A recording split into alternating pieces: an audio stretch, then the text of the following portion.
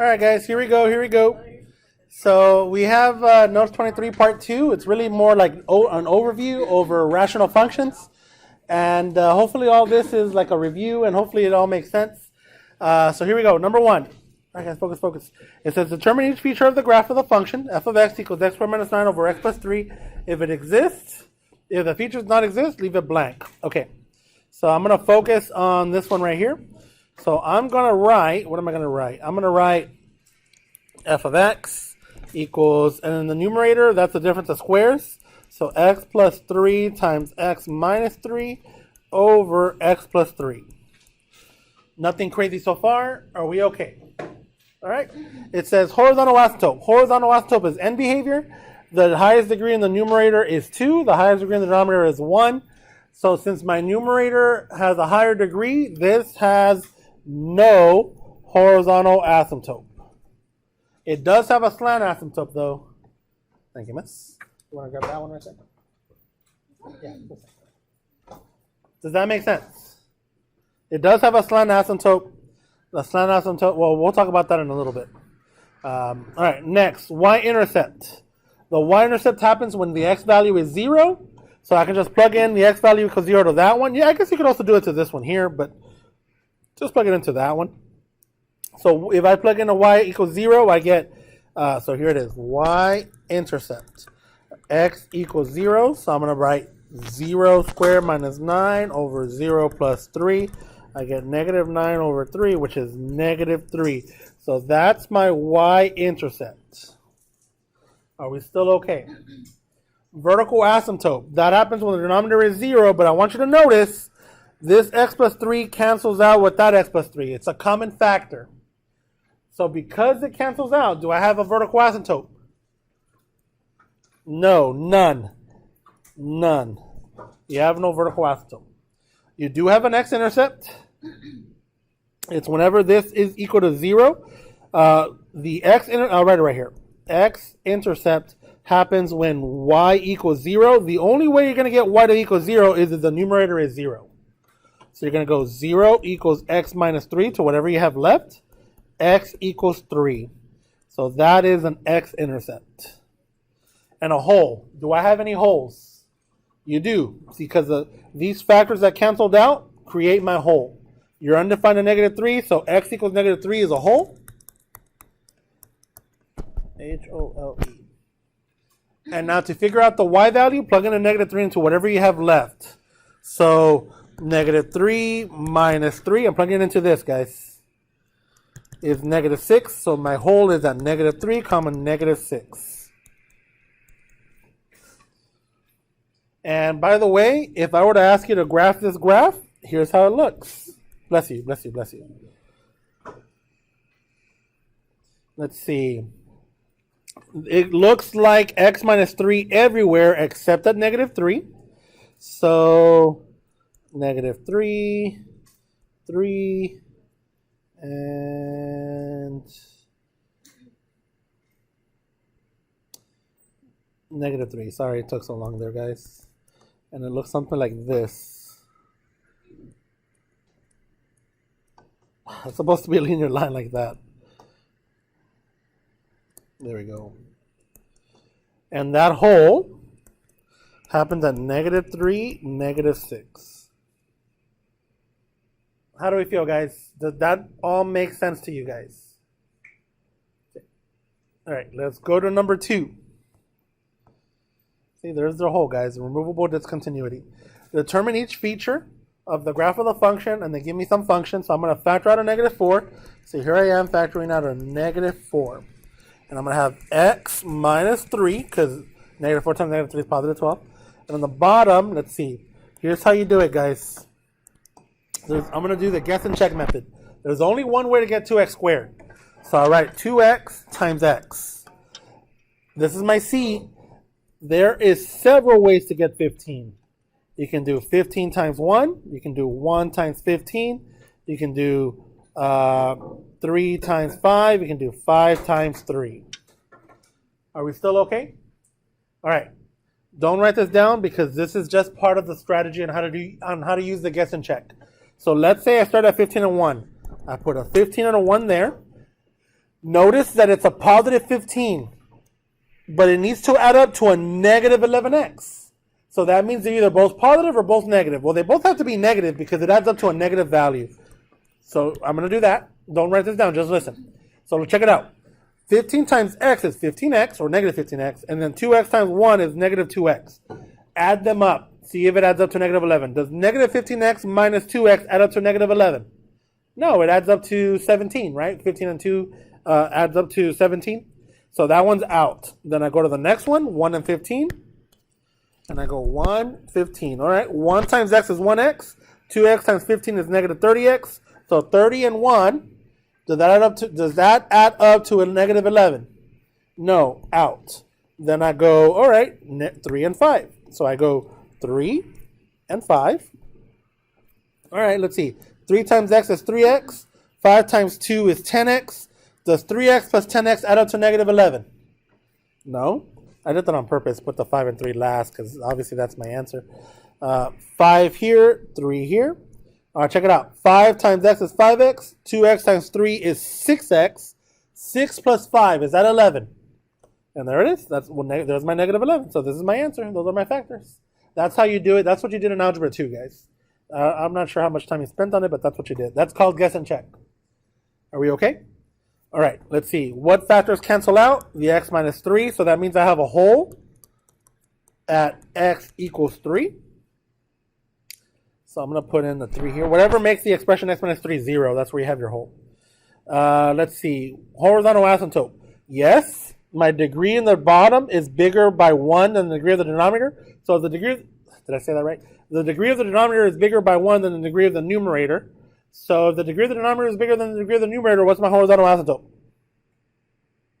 0, yeah. Because remember, end behavior, guys. 1 divided by 1 is 1. 1 divided by 10 is 0.1. 1 divided by 100 is 0.01. 1 divided by 1,000 is 0.001. See, what's happening? The output keeps getting smaller and smaller. It keeps going. It grows towards 0. It's growing. It's getting closer towards 0. It's not growing, guys. But yeah, and I know that the numerator is not actually 1, but it's the same concept. Some number divided by a number that's getting larger and larger as x gets larger. I know, okay, I may be going too fast. Let me slow down. Focus, focus. All right. When I talk about horizontal asymptote, I'm talking about end behavior. So that means what is the y value approaching as x gets large? Also make sure to remember to approach negative infinity if possible. But in this case, you don't have to worry about it. The denominator is larger than the numerator, so you're going to be approaching 0 no matter what. If x approaches negative infinity, if x approaches positive infinity, you're going to be approaching 0. The y value is. You're going to converge towards 0. Cool? All right. X-intercept or y-intercept. Plug in a 0. So let me write x. Which one am I doing first? Y-intercept. Y-intercept. I'm going to plug in x equals 0 into whatever I have. I would put it into the original, guys. So you're going to have 12 over 15. And that reduces to, let's see, 3, 6, 9, 12, 4/5. So that is your y-intercept.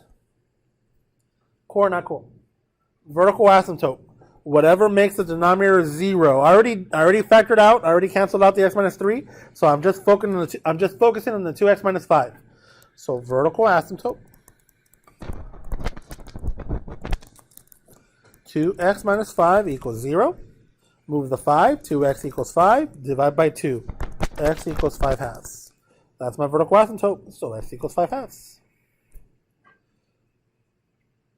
X-intercept. The only way you have an x-intercept is the y value is 0. Since I have a horizontal asymptote of y equals 0, I'm never going to touch the x-axis. So nope.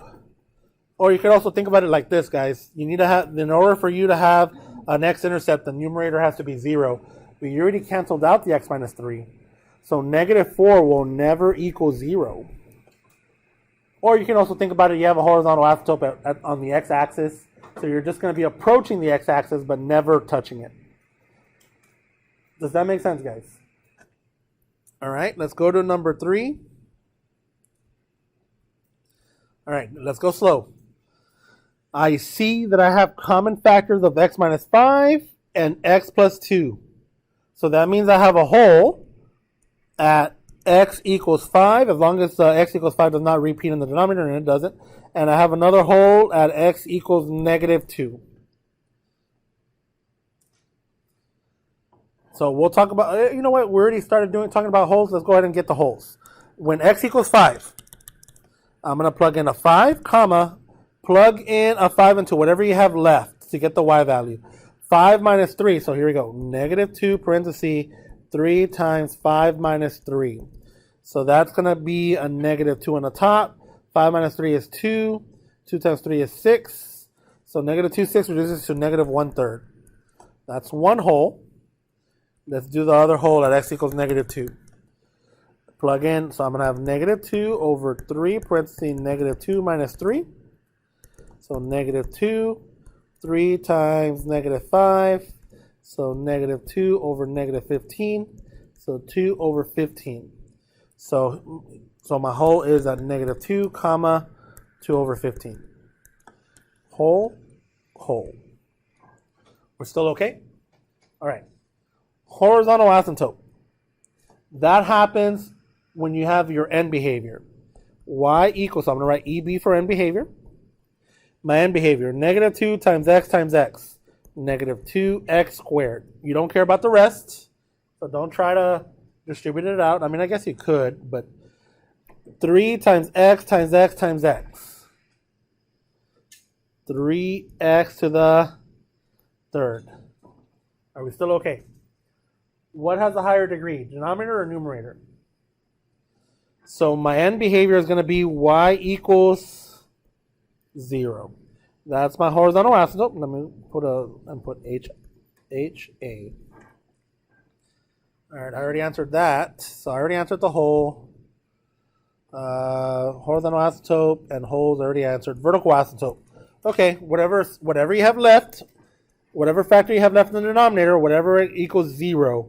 So VA x minus 3 equals 0. So x equals 3. That's my vertical asymptote, guys. All right, we already answered that. X-intercept. I got nothing in the numerator for my x-intercepts. They're all canceled out, those factors. Remember, guys, don't be a robot. I need the y value to be 0. There's nothing you can do because my horizontal asymptote is y equals 0. You can cross horizontal asymptotes, so it is possible to have x-intercepts, but this is not a fancy rational function. You have no x-intercepts.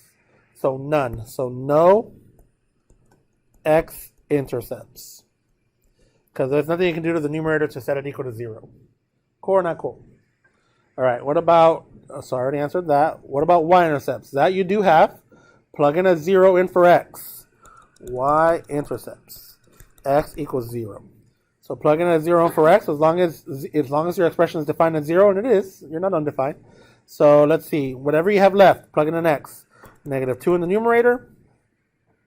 And 3, 0 minus 3. So negative 2 over negative 9, so 2/9. So my y-intercept is 0, 2/9. A little bit hard, but not extreme. How do we feel? Okay, let's go to the next one, guys. Number 4.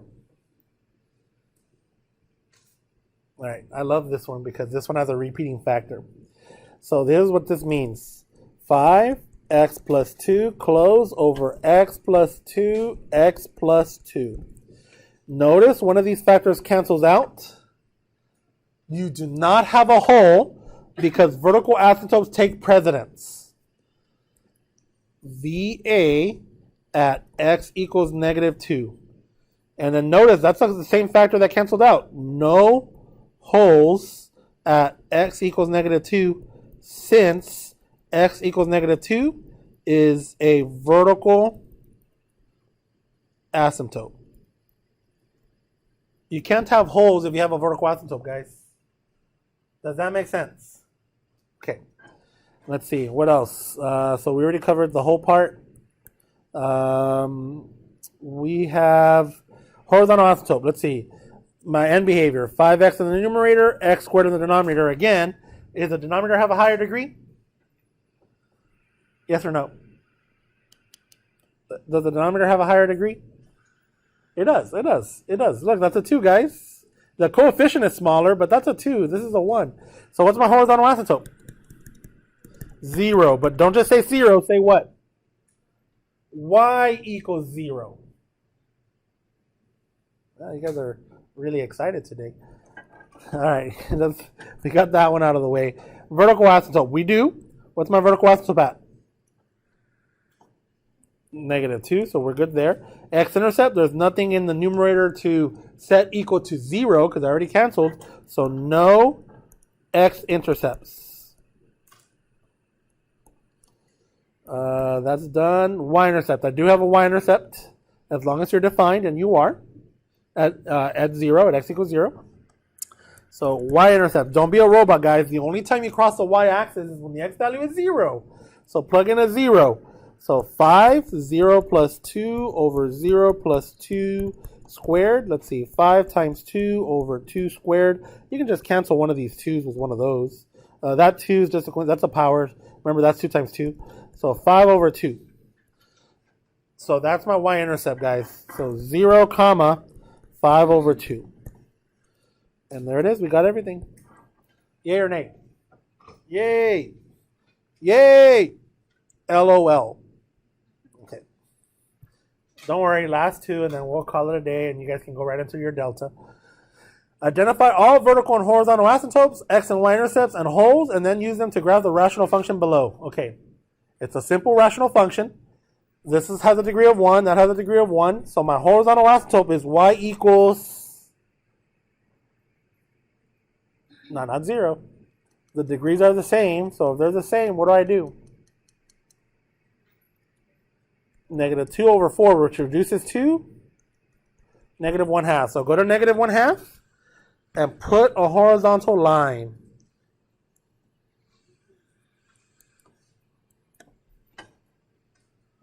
Next, vertical asymptotes.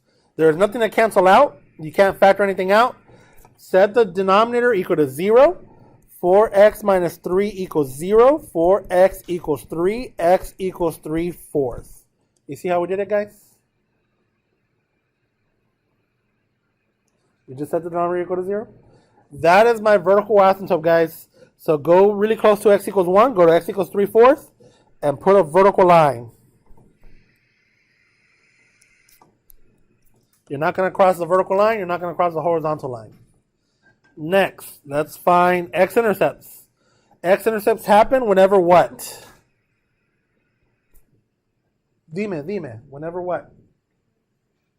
Whenever the y value is 0. Good. The only way the y value will be 0, remember, guys, this is y equals. This is y equals. The only way the y value will be 0. 0 divided by anything is 0. The numerator has to equal 0. So -2x minus 9 equals 0. 2x, -2x equals 9. X equals -4.5. I just did 9 divided by -2. Do you guys see that? So go to -4.5 and put a point. -4.50. Bam. All right. Last but not least, I need a y-intercept. So let's find the y-intercept. Plug in a 0 into both. So for y-intercept, 2 times 0 is 0 minus 9. So -9 divided by -3. Negative divided by -3 is just 3. So go to 0, 3, put a point. Here's how you're going to look. It's going to look something like this. I probably could have put more points in there so I could see what's up, but it's going to look something like this, guys.